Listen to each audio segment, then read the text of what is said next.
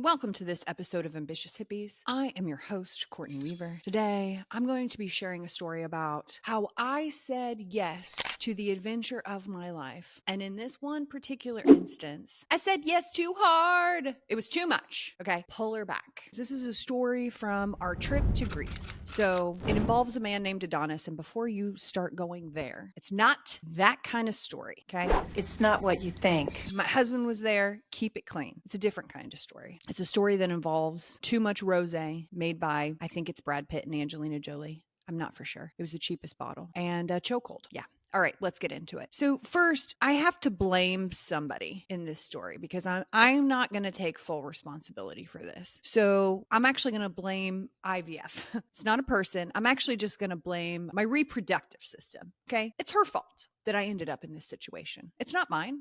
I refuse to accept full responsibility for my actions here. Hey, it's not my responsibility. It's not mine either. So Michael and I went through the process of freezing embryos. It was a very long, painful, emotional journey. I felt like an alien took over my body for a good year and a half. I was juiced up on so many hormones. I could have taken a thoroughbred down. Like, we were full baby. So we've been trying to get pregnant for a while. And I decided, you know what? I think we better do something because these eggs, I can just see them on their final descent. The captain has came over the loudspeaker and said, ladies and gentlemen, it's time to fasten your seatbelts. These eggs are headed on their final descent. If you'd like to make any changes in the fertility plan, now's the time to do it. Either that or jump out of the emergency exit with your parachute on. I thought, oh shit. Okay, it's time. I hear it. I hear everyone screaming at me. Geriatric pregnancy. I can joke about it now because it's been some time. But going through that process was a lot.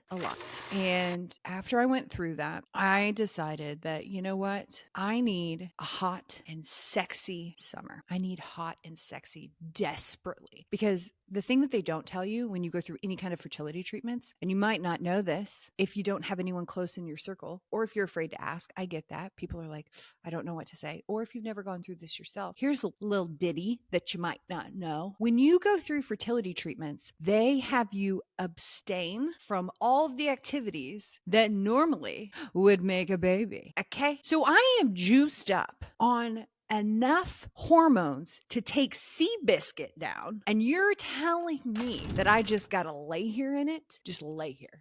No hot, sexy anything. I am sweaty and I am uncomfortable. Okay, cool. So we go through that process and we actually got 3 embryos. I don't know if I've shared that with you. Incredible. Super duper excited. Those babies are on ice. I have already made my first tuition payment to them to keep them in their residence, in their dormitory, their frozen dormitory, while Michael and I continue to just have a go at it naturally and just let the cards fall as they may. So in this hot, sexy summer planning, I decided I'm going to go to Italy and Greece. And by I mean we. I need him to come along. Again, I am juiced up. So the second part of our trip was Greece. First part's Italy, second part's Greece. I'm ready. Okay. We're going to do Athens, Mykonos, and Santorini because why not? We're already here. I've already gotten on the plane. If I get on the plane and go any distance over 3 or 4 hours, I might as well just become a resident. At that point, I'm like, I've already committed. I've already gotten on the plane. I crossed the pond. I've changed time zones. I don't even speak this language. While I'm here, what is there for me to see? I do this all the time. If there's even like a general vicinity, if I'm like, okay, we're going to go to Europe, I'm like, psh, we might as well see all of Europe because I've already gotten on the plane. I've already planned my work schedule. I already have dog sitters. Everything's locked and loaded.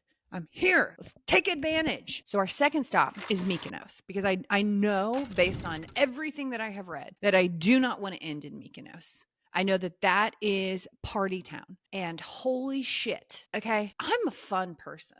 I consider myself the kind of girl that you would take to a festival and have glow sticks and open up her mouth randomly for a stranger to put some pill in her mouth and say yes. That sounds terrible, but you know that friend that you're like, I need to probably put him on a leash.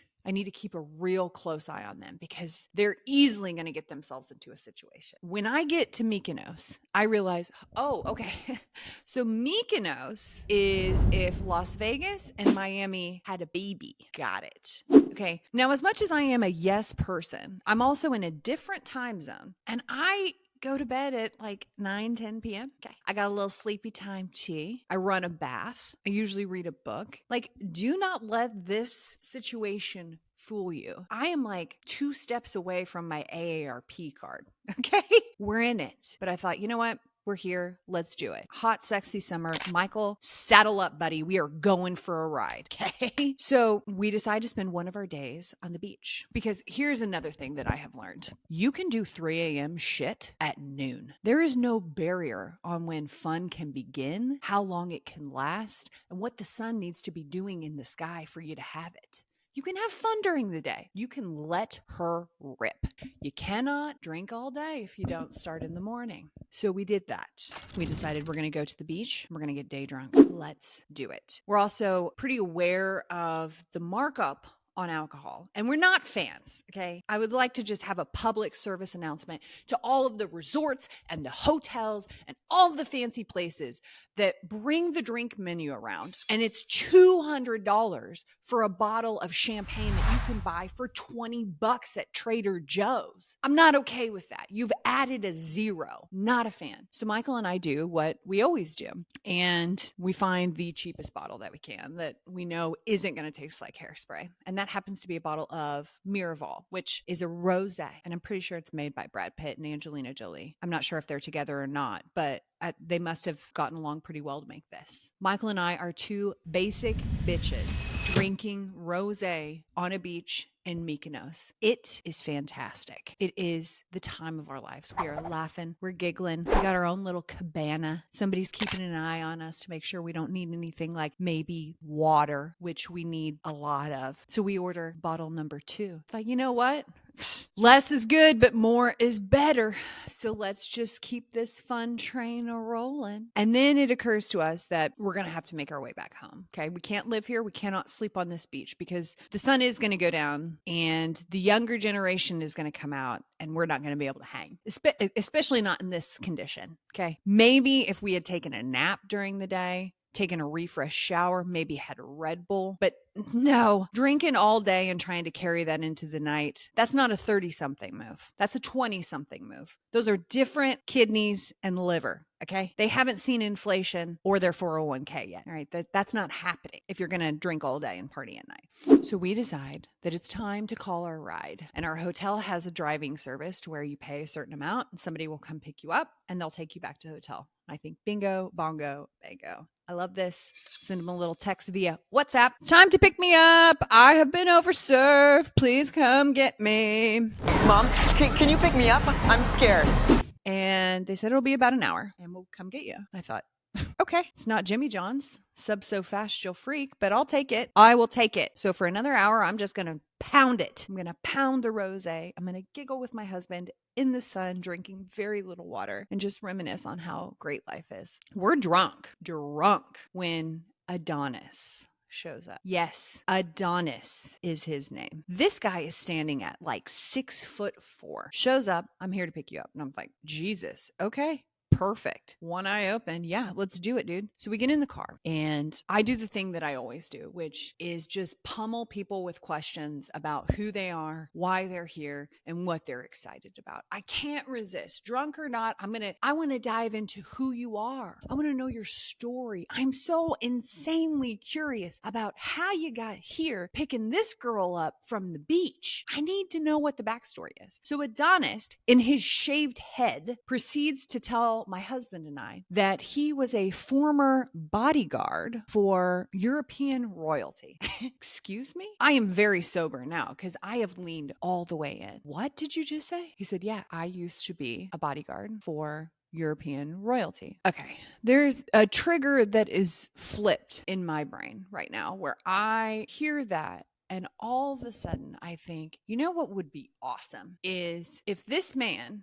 who used to be a bodyguard, driving our vehicle down the road on these very narrow, curvy Greek roads in Mykonos. If while he was driving us to safety, if me, but directly behind him, would just reach around and give old Adonnis a chokehold while he's driving. That's the thought that goes through my head. And then I did it.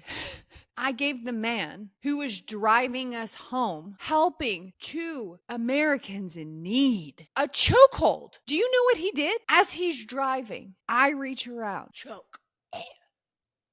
He grabs my arm as if it's a feather, like the feather in Forrest Gump, just tosses it into the wind, shirks me off, starts giggling, and then keeps driving like it was nothing. I thought, what the hell am I doing? So we get back. I giggle it off, mortified. About that.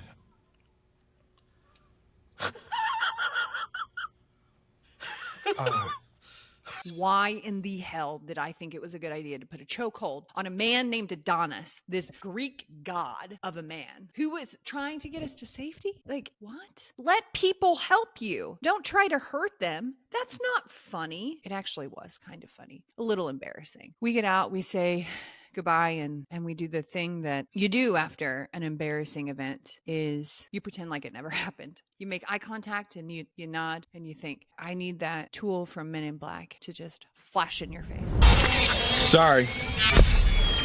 And erase your memory.